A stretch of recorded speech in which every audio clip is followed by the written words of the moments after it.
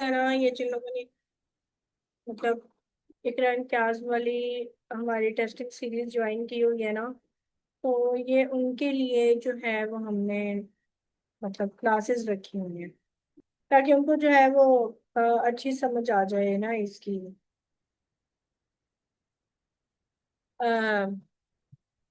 In series की, लेकिन unfortunately किसी स्टूडेंट ने क्लास ज्वाइन नहीं की। और चले हम लोग तो थोड़ा सा कर लेते हैं ना, ताकि मैं इसकी रिकॉर्डिंग्स शेयर कर दूंगी, ठीक है।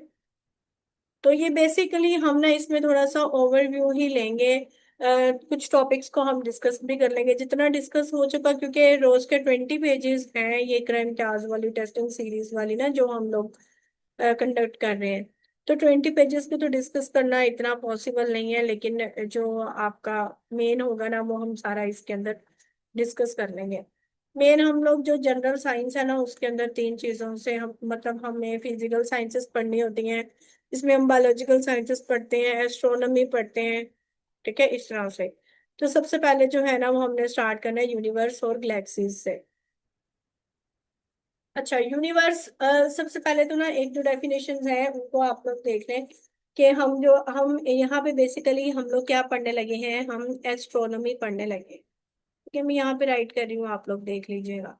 ठीक है, एस्ट्रोनॉमी जो है ना, उसके अंदर हम मेनली जो है वो स्टडी करते हैं हैवी बॉडीज की। ठीक है, उसमें हमारे पास जो हैवी बॉडीज है ना, उन हैवी बॉडीज में हमारे पास आ जाता है स्टार्स, मून्स, गैलेक्सीज और सन वगैरह। ठीक है, स्टार्स, मून्स, गैलेक्सीज, सन। और इसके अंदर हमारे पास डस्ट आ जाती है। डस्ट में हमारे पास एस्टियोराइड्स, मेटियोराइड्स और कॉमेट्स वगैरह आ जाते हैं। इनके बारे में ना अभी हम वन बाय वन सारा पढ़ लेंगे, डिस्कस कर लेंगे। अच्छा, तो हम सब ये एस्ट्रोनॉमी है थोड़ा सा। और फादर ऑफ एस्ट्रोनॉमी जो है वो निकोलस कोपरनिकस है, उन्हें भी हम डिस्कस कर लेते हैं। सबसे पहले आपको इसमें जो इम्पोर्टेंट है ना, वो है कॉस्मोलॉजी। कॉस्मोलॉजी किसे कहते हैं, is the study of universe. ठीक है, इसमें अब हम क्या क्या पढ़ते हैं कॉस्मोलॉजी के अंदर। कॉस्मोलॉजी में एक तो आप पढ़ते हैं what is the origin of universe. ठीक है, कि यूनिवर्स का जो है वो ओरिजिन क्या है। इसमें हम पढ़ते हैं मेनली ओरिजिन ऑफ यूनिवर्स। ठीक है, उसका यूनिवर्स जो है वो कैसे ओरिजिनेट हुई।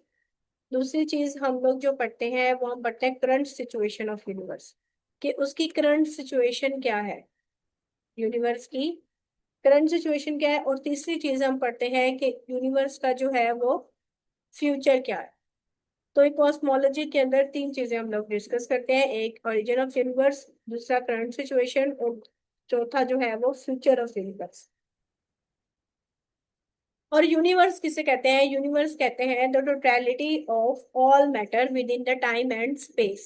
ठीक है, totality of all matter with in time and space क्या कहलाता है आपके पास, यूनिवर्स कहलाता है। अच्छा, अब यूनिवर्स के अंदर हमारे पास डिफरेंट गैलेक्सीज मौजूद हैं।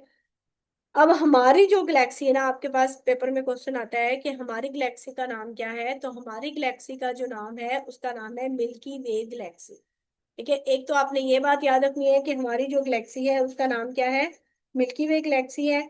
और दूसरा आप लोगों से पूछा जाता है गैलेक्सी क्या है। गैलेक्सी जो है, जो सबसे पहले जो चीज बनी थी ना, वो थी गैलेक्सीज। ठीक है, और हमारी जो गैलेक्सी है उसका नाम है मिल्की वे। इसके डिफरेंट शेप्स होती हैं। और हमारी जो गैलेक्सी है उसकी कौन सी शेप है, स्पाइरल शेप है। ठीक है, स्पाइरल शेप गैलेक्सी है जो कि हमारी गैलेक्सी है। तो इसमें आपके दो ऑप्शंस जो हैं वो कवर हो गए। अच्छा, उसके बाद मोस्ट जो एस्ट्रोनॉमर्स हैं वो कहते हैं कि जो भी हमारी जो ओरिजिन हुई है यूनिवर्स की, उसको वो एक्सप्लेन करते हैं by the big bang theory. इस थ्योरी के अकॉर्डिंग जो यूनिवर्स था उसको स्टार्ट हुए कितने साल हो गए हैं, 13 to 14 बिलियन ईयर्स अगो। आपके पास जो पेपर में फिगर आता है ना, वो 14 बिलियन ईयर्स भी आता है और 13.8 बिलियन ईयर्स भी आता है। तो ठीक है, ये आप लोगों ने फिगर देख लेना। इसके अलावा मिल्की वे जो हमारी गैलेक्सी है वो तकरीबन 1 लाख लाइट ईयर्स। अब लाइट ईयर्स क्या है, लाइट ईयर जो है ये यूनिट है डिस्टेंस का। अब देखिए, यहाँ से पेपर में क्वेश्चन पूछा जाता है कि light year is the unit of.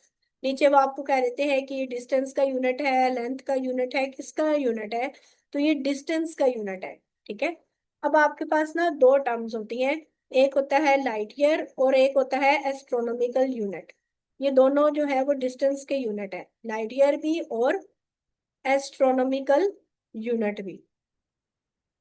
जितना हम आधे घंटे की क्लास में पढ़ सके ना उतना ही हम एक क्लास में पढ़ेंगे, बाकी इंशाल्लाह फिर हम कवर करते जाएंगे। ये आप लोग की समझने की एक एक्स्ट्रा क्लास है। अब लाइट ईयर किसे कहते हैं, ये डिस्टेंस होता है बिटवीन स्टार्स। ठीक है, स्टार्स के दरमियान जो डिस्टेंस होता है उसे हम कहते हैं लाइट ईयर।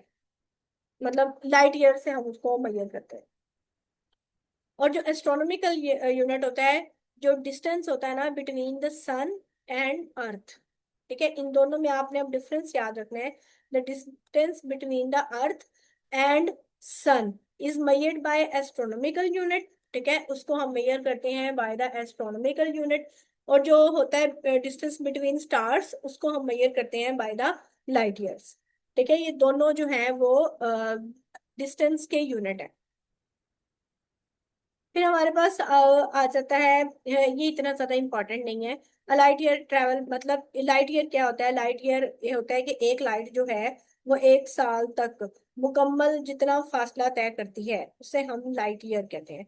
तो कितना फासला तय करती है, 9.46 ट्रिलियन किलोमीटर। ठीक है, 9.46 ट्रिलियन किलोमीटर। या आपके पास ये ऐसे फिगर आएगा, 9.46 मल्टीप्लाइड बाय 10⁻12 किलोमीटर। ठीक है, इस तरह से। अच्छा, एक और यूनिट होता है, उसका नाम है पार्सक। ठीक है, एक और यूनिट है डिस्टेंस का, उसका नाम है पार्सक। PARSEC। तो ये सबसे लार्जेस्ट यूनिट है डिस्टेंस का। ठीक है, the largest unit of distance is called पार्सक। और जो पार्सक होता है ना, ये इक्वल होता है 3.26 लाइट ईयर्स के। ठीक है, 3.26 लाइट ईयर्स के ये इक्वल होता है पार्सक। ये भी आप लोगों ने याद रखना है, ये भी पेपर में आपसे पूछा जाता है। अब नेक्स्ट क्वेश्चन क्या है, ये आ गया, the unit use to measure the distance between stars. Stars के दरमियान डिस्टेंस होगा तो वो यूनिट कौन सा होगा, लाइट ईयर। और हाइड्रोजन जो है ये मोस्ट अबंडेंट, पेपर में क्वेश्चन आता है the most abundant element in the universe. ठीक है, यूनिवर्स के अंदर सबसे पाया जाने वाला एलिमेंट कौन सा है, तो वो हाइड्रोजन है। और हाइड्रोजन के बाद दूसरे नंबर पे कौन है, हीलियम। ठीक है, फर्स्ट नंबर पे हाइड्रोजन एंड दूसरे नंबर पे हीलियम। और यूनिवर्स किस किस से मिलकर बनी हुई है, स्पेस, मैटर और एंटी मैटर। अच्छा, बाद बाद में, अच्छा 1929 में एडविन ह्यूबल था, इसने डिस्कवर किया था द एक्सपेंशन ऑफ यूनिवर्स। और एस्टिमेटेड एज कितनी है, वही मैंने आपको बताई है, 13.8 बिलियन ईयर्स। ये इसकी एस्टिमेटेड एज है।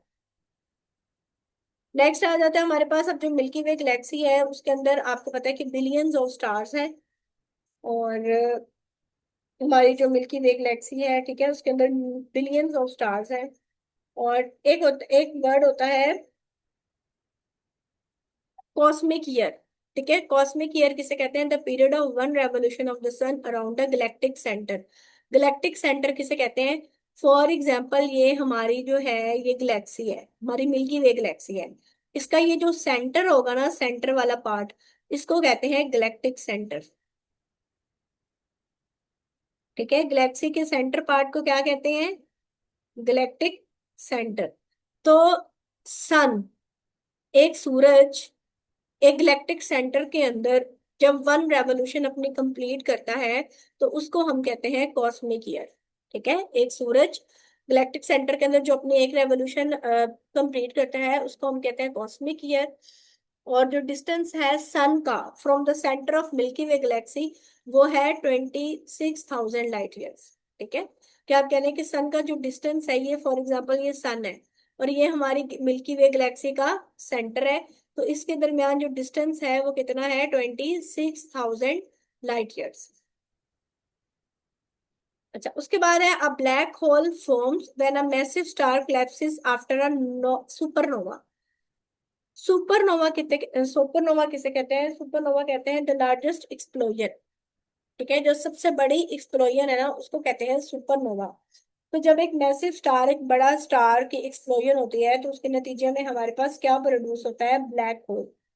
ठीक है। Bright explosion of a star तो क्या कहते हैं? सुपरनोवा कहते हैं। अच्छा, अब बिग बैंग थ्योरी किसने दी थी? बिग बैंग जो थ्योरी थी ये दी थी जॉर्जस लिमाइटर ने। ये भी आपसे पेपर में क्वेश्चन पूछा जाता है, ये भी क्वेश्चन है। तो बिग बैंग थ्योरी किसने दी थी? जॉर्जस लिमाइटर ने दी थी। फिर ये वही बात आ गई जो हम पहले कॉस्मोलॉजी के बारे में पढ़ चुके हैं। ओके, नेक्स्ट देखते हैं। जो जो इंपॉर्टेंट है ना, मैं आपको जस्ट वही लाइनें पढ़ा रही हूँ, ठीक है।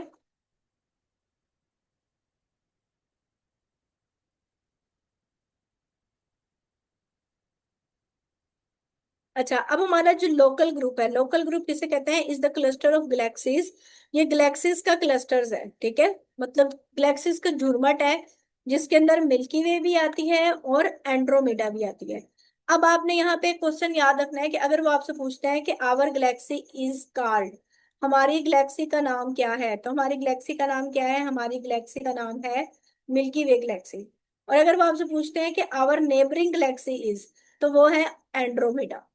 पेपर में दो तरह से क्वेश्चन आते हैं। आवर नेबरिंग गैलेक्सी, एक आता है आवर आवर गैलेक्सी, वो है मिल्की वे। और एक आता है आवर नेबरिंग गैलेक्सी, तो वो है एंड्रोमेडा। ठीक है।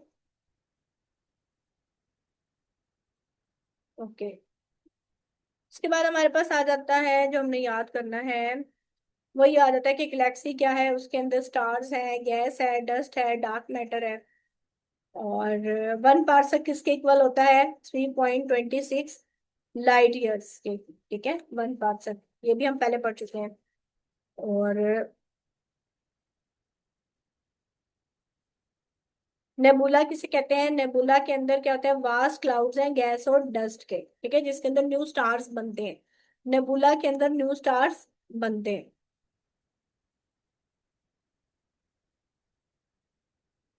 अच्छा, नेक्स्ट ये तो यूनिवर्स के बारे में थोड़ा सा था। फिर आ जाता है हमारे पास stars, constellations and stellar phenomena.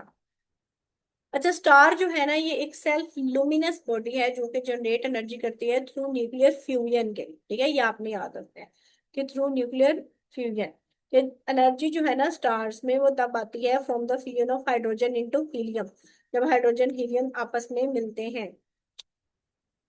और वही बात आ गई सुपरनोवा, मैं आपको पहले ही बता चुकी हूँ ये क्या है। Is the explosive death of a massive star. और न्यूट्रॉन स्टार किसे कहते हैं? जब एक लार्जेस्ट एक्सप्लोजन होती है ना, तो उसके बाद जो पीछे बच जाता है वो क्या होता है? न्यूट्रॉन न्यूट्रॉन स्टार होता है।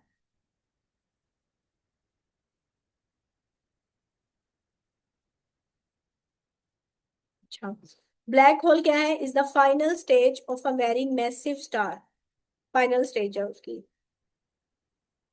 और बाइनरी स्टार्स किसे कहते हैं? अदर टू स्टार्स जो कि ग्रेविटेशनली बाउंड हुए होते हैं। बस अच्छा, अब आपसे ना पेपर में पूछा जाता है the nearest star to the earth after the sun, तो वो क्या है? नियरेस्ट स्टार कौन सा है? प्रोक्सिमा सेंचुरी है। ये भी आपने याद रखना है कि हमारा नेबरिंग सन कौन सा है?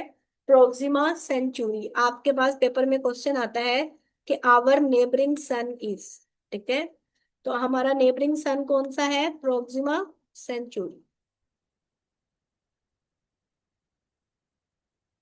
नेबरिंग सन।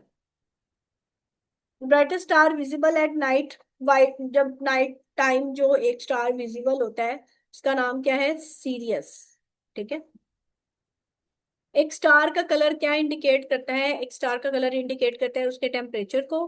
ठीक है, स्टार का जो कलर है, अगर ब्लू स्टार्स जो हैं वो हॉटेस्ट होते हैं, और जो रेड स्टार्स हैं वो कूलेस्ट होते हैं।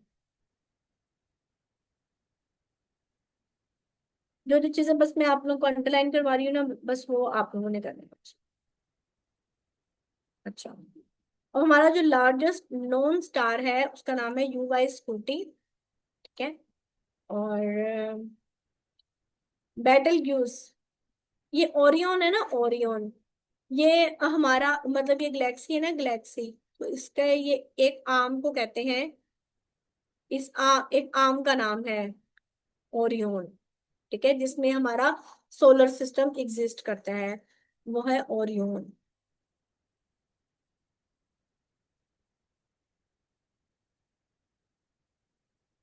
अच्छा, वो कह रहे हैं कि इसके अंदर कुछ ब्राइटेस्ट स्टार्स होते हैं। इसके बाद देखिए कॉन्स्टलेशन किसे कहते हैं। Constellation is a group of stars. और गैलीलियो गैलीली था ये फर्स्ट था जिसने सन स्पोर्ट्स को ऑब्जर्व किया था। ठीक है।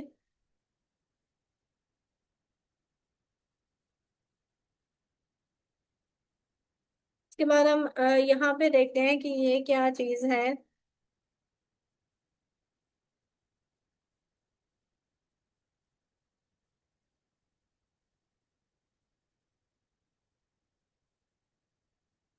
ओके, नेक्स्ट इधर देखते हैं। यहाँ पे भी आपको इतना कुछ करने की जरूरत नहीं है। जो हमारी मिल्की वे गैलेक्सी है ना, उसके अंदर तकरीबन 100 बिलियन स्टार्स हैं। और क्योंकि इसके अंदर कुछ ज्यादा एक्स्ट्रा इन्फॉर्मेशन हैं तो हमने उसको इतना नहीं करना।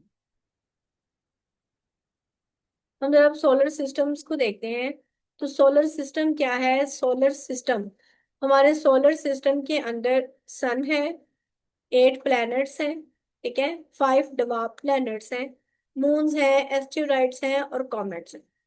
फिर आपसे वो पेपर में पूछता है कि हमारा जो सोलर सिस्टम है वो कितना पार्ट है, मतलब हमारे मैस का ना। तो जो हमारा सोलर सिस्टम है ना, ये जो मैस है सूरज का, वो हमारे सोलर सिस्टम का कितने परसेंट है, 99.86% ऑफ द सिस्टम मैस। और सोलर सिस्टम भी हमारा 4.6 बिलियन ईयर्स अगो पहले क्या आया था। और एवरेज डिस्टेंस कितना है अर्थ से सन, ये आपसे पेपर में पूछा जाता है। ये आपको कहीं पे फिगर 150 मिलियन किलोमीटर भी मिलेगा, ठीक है, और 149.6 मिलियन किलोमीटर भी होगा। और हमारी जो शेप है ईच प्लैनेट ऑर्बिट की, वो क्या है, इलिप्टिकल है। ठीक है। और सोलर सिस्टम को सबसे पहले किसने डिस्क्राइब किया था, निकोलस कोपरनिकस ने किया था। और जोहेनस केपलर था, इसने 3 लॉज दिए थे प्लानिटरी मोशन के। और जो आइजक न्यूटन था उसने बाद में एक्सप्लेन किया था प्लानिटरी ऑर्बिट्स को थ्रू यूनिवर्सल ग्रेविटेशन। तो ये देखिए इसके अंदर आपके कितने सारे जो हैं वो एमसीक्यूज कवर हो रहे हैं।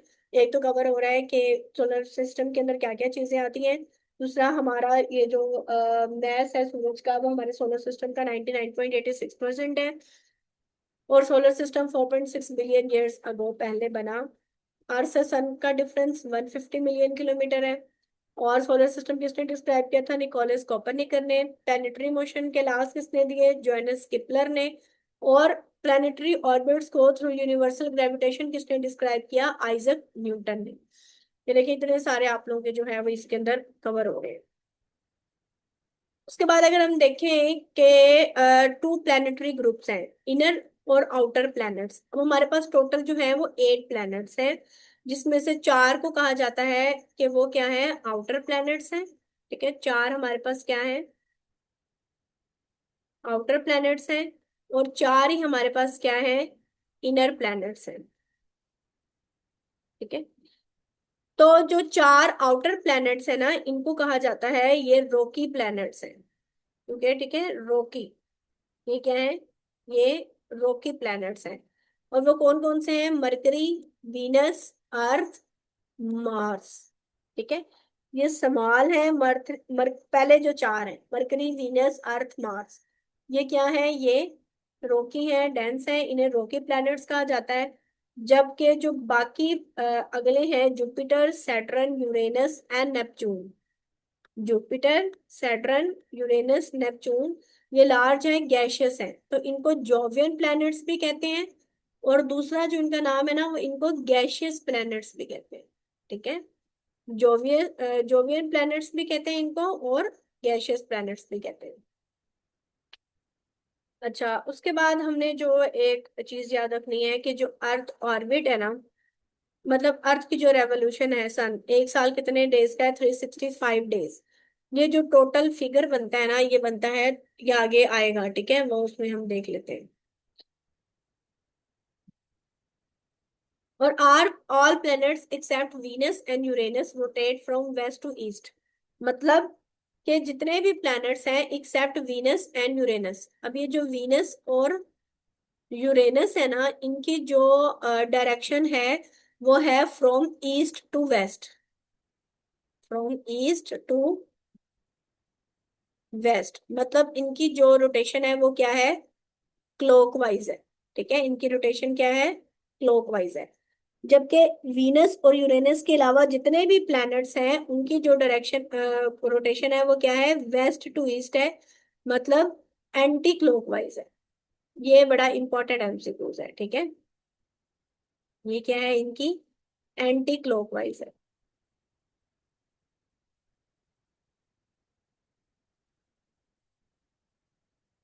अच्छा, उसके बाद अर्थ जो है ना वो टिल्टेड है, और वो किस एंगल पे टिल्टेड है, 23.5 डिग्री सेंटीग्रेड। ये भी आप लोगों ने याद रखना है।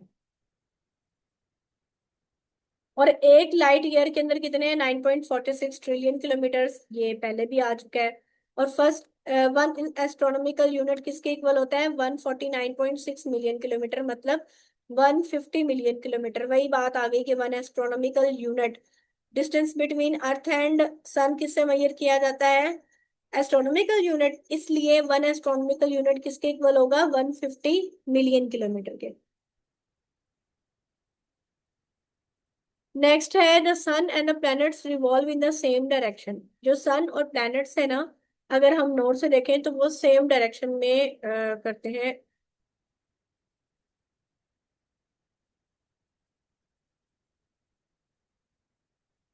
Counter clockwise. ठीक है। अच्छा,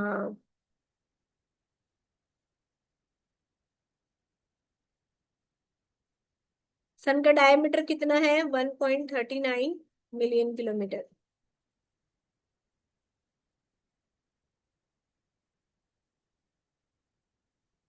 और प्लैनेटरी रिंग्स किस में एग्जिस्ट करते हैं, consist of ice and rock particles. Okay, उसके बाद बस थोड़ा सा हम और देखते हैं, क्यूपर बेल्ट। अच्छा, क्यूपर बेल्ट जो है ये क्या है, लाइज बियॉन्ड नेपच्यून। मतलब जब नेपच्यून है ना, नेपच्यून, तो उसके बाद ये जो एरिया है ये सारा क्या है, ये क्यूपर बेल्ट है। ठीक है। और इसके अंदर क्या होता है, आइसी बॉडीज होती हैं। और क्यूपर बेल्ट के बाद क्या आता है, ओट क्लाउड। ठीक। अब एक ना बड़ा मशहूर एमसीक्यूज आता है कि सनलाइट को अर्थ तक पहुंचते हुए कितना टाइम लगता है। तो सनलाइट को अर्थ तक पहुंचते हुए 8 मिनट्स 20 सेकेंड्स लगते हैं। ठीक है, 8 मिनट्स एंड 20 सेकेंड्स। फिर एक क्वेश्चन आता है कि मून लाइट को अर्थ तक पहुंचते हुए कितना टाइम लगता है। तो मून लाइट को अर्थ तक पहुंचते हुए 1.3 सेकेंड्स लगते हैं। तो ये सारे 8 प्लैनेट्स थे। ठीक है, इनके नाम मैं आपको पहले भी बता चुकी हूँ। फिर दूसरा आ जाता है कि मरकरी जो है ना, ये सबसे क्लोजेस्ट प्लैनेट है सन के, मतलब ये सन है। तो इसके बाद जो पहला प्लैनेट है वो कौन सा है, मरकरी है। और ये सबसे शॉर्टेस्ट ईयर होता है इसका, 88 डेज का। और इसका कोई भी नेचुरल सैटेलाइट नहीं है। उसके बाद सेकंड नंबर पे हमारे पास आता है वीनस।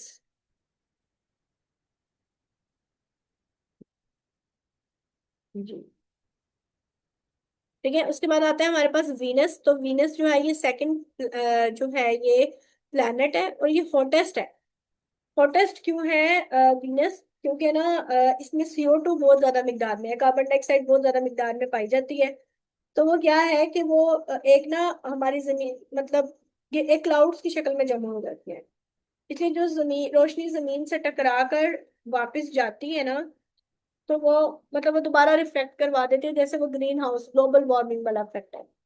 तो अब वीनस में जो है वो कार्बन डाइऑक्साइड बहुत ज्यादा मिकदार में पाई जाती है, इसलिए इसको हॉटेस्ट प्लैनेट भी कहते हैं और इसको ब्राइटेस्ट प्लैनेट भी कहते हैं। ठीक है। मरकरी जो है ये फास्टेस्ट प्लैनेट है। और वीनस को मॉर्निंग स्टार और इवनिंग स्टार भी कहा जाता है, ये भी पेपर में क्वेश्चन काफी दफा पूछा गया है। और वीनस को जो है ना वो अर्थ का ट्विन प्लैनेट कहा जाता है। क्योंकि अर्थ की तरह ही इसका साइज भी एक जैसा है और मैस भी एक जैसा है। तो जो वीनस है ना वो अर्थ का क्या है, ट्विन प्लैनेट या सिस्टर प्लैनेट भी कहा जाता है। वीनस का भी कोई नेचुरल सैटेलाइट नहीं है, ठीक है। और क्रिश्चियन क्रिश्चियन हैगन्स ये फर्स्ट था जिसने कहा था कि जो वीनस है वो कंप्लीटली कवर्ड है विद द क्लाउड्स। और अर्थ फिर उसके बाद, वीनस के बाद हमारे पास आ जाता है अर्थ। अर्थ हमारे पास फिफ्थ लार्जेस्ट प्लेनेट है और ओनली प्लेनेट है जहाँ पे जो लाइफ को सपोर्ट करता है। और अर्थ का सिर्फ एक ही नेचुरल सैटेलाइट है और उसका नाम क्या है, मून। ये भी पेपर में क्वेश्चन आता है। अर्थ का सिर्फ एक ही नेचुरल सैटेलाइट है और उसका नाम है मून। अब इसके बाद अर्थ के बाद आ जाता है मार्स। अब मार्स को रेड प्लैनेट कहते हैं क्योंकि इसके सरफेस के ऊपर काफी मिकदार में जो है वो आयरन ऑक्साइड पाया जाता है, ठीक है। आयरन ऑक्साइड की वजह से इसको रेड प्लैनेट कहा जाता है। अब मार्स के दो मून्स हैं और उन दो मून का नाम क्या है, फोबोस एंड डीमोस। ये भी पेपर में क्वेश्चन पूछा गया। अच्छा, उसके बाद जुपिटर जो है ये लार्जेस्ट प्लैनेट है और एंड अ गैस जान मेनली ऑफ हाइड्रोजन और हीलियम इसके ऊपर पाया जाता है। और जुपिटर का मैस अर्थ से 318 टाइम्स ज्यादा है, इतना ज्यादा मैस है, बड़ा है। और जुपिटर पे वैसे तो काफी सारे मून है लेकिन जो इसका सबसे बड़ा मून है ना उसका नाम है जेनीमीड, ठीक है। और जेनीमीड हमारे सोलर सिस्टम का सबसे लार्जेस्ट मून है। अगर आपसे पेपर में क्वेश्चन आ जाए the largest moon in our solar system is, तो उसका नाम है जेनीमीड, ठीक है। The largest moon in our solar system क्या है, जेनीमेड है। उसके बाद है हमारे पास जुपिटर का ये रहने दें, इसको नहीं करना। सैटर्न जो है, सैटर्न क्या है, ये सेकंड लार्जेस्ट प्लैनेट है, ठीक है। और इसमें मतलब रिंग प्लैनेट है, ये रिंग्स पाई जाती हैं। और सैटर्न का जो सबसे लार्जेस्ट मून है वो है टाइटन, ठीक है। टाइटन इसका सबसे लार्जेस्ट मून है। और ग्रेटेस्ट नंबर ऑफ मून्स है 90 प्लस है। इसका ना एग्जैक्ट फिगर आप लोग गूगल से देख लीजिएगा। और यूरेनस जो है वो अपना वन ऑर्बिट सन के गिर्द कंप्लीट करता है इन 84 ईयर्स, एक ऑर्बिट। अब जो नेपच्यून है सबसे फारदेस्ट प्लेनेट है, मतलब सन से सबसे ज्यादा दूर है, इसलिए ये कोल्डेस्ट प्लेनेट है। पेपर में आपसे क्वेश्चन भी पूछा जाता है। और इसका जो मेजर मून है वो है ट्रिटॉन। प्लूटो नाइन्थ प्लेनेट कहा जाता है, इसको रिक्लासिफाइड कर दिया गया था इन 2006 में। इसको प्लैनेट्स की लिस्ट में से निकाल दिया गया था और इसको एज अ डवार्फ प्लैनेट कहा गया था, ठीक है। और जो ग्रीन हाउस इफेक्ट है वीनस के ऊपर, उसने उसके सरफेस का टेम्परेचर कितना बढ़ा दिया है, 475 डिग्री सेंटीग्रेड। और अर्थ के ऊपर जो डे है वो 24 आवर्स का है और इसका एक साल कितने दिन का है, 365 days, 5 hours 48 minutes and 46 seconds. या आप लोगों ने ना इसका एग्जैक्ट फिगर याद रखना है, ठीक है। मार्स के ऊपर डे कितना है, 24 आवर्स 37 मिनट्स का।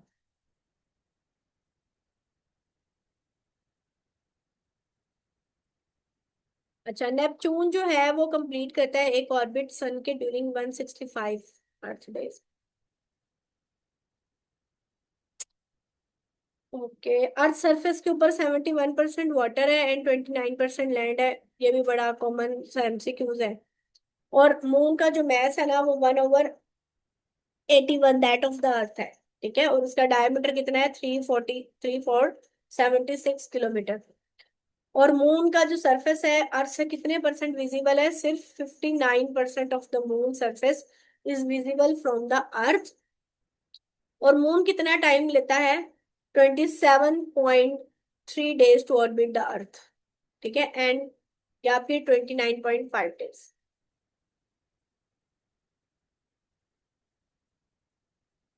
ओके, उसके बाद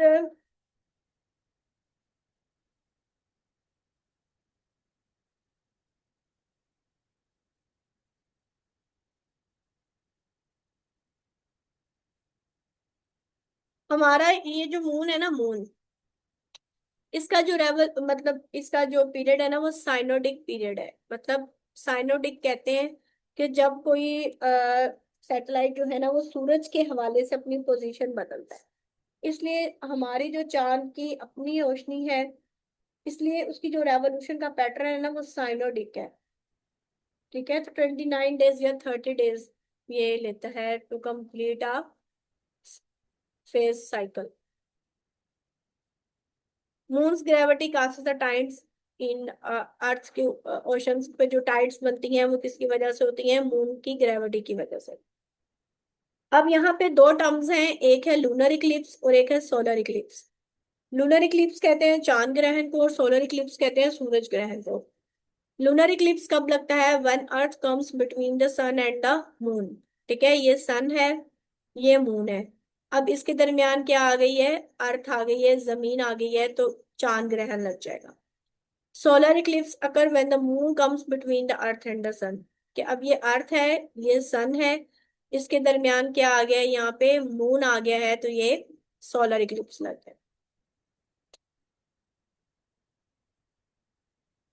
अ solar eclipse occurs only at a new moon. ठीक है, न्यू मून पे लगता है। A lunar eclipse only at a full moon. ये याद रखना है, solar eclipse occurs only at new moon पे लगता है सोलर इक्लिप्स, जबकि लूनर इक्लिप्स फुल मून पे। लूनर इक्लिप्स हर महीने नहीं लगता। ठीक है, और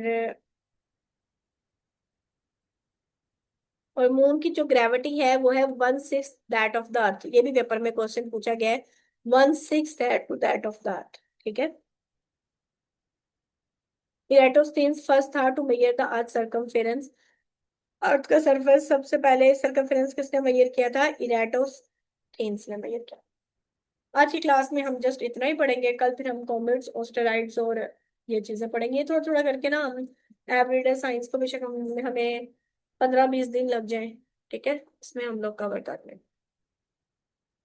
जी, जितना मैंने पढ़ाया है ना उतना मैं शेयर कर देती हूँ, साथ ही रिकॉर्डिंग भी शेयर कर देती हूँ। आप लोग थोड़ा थोड़ा करके करते रहे, इसको हम 20 से 25 दिनों में इसको कंप्लीट करेंगे। ठीक है।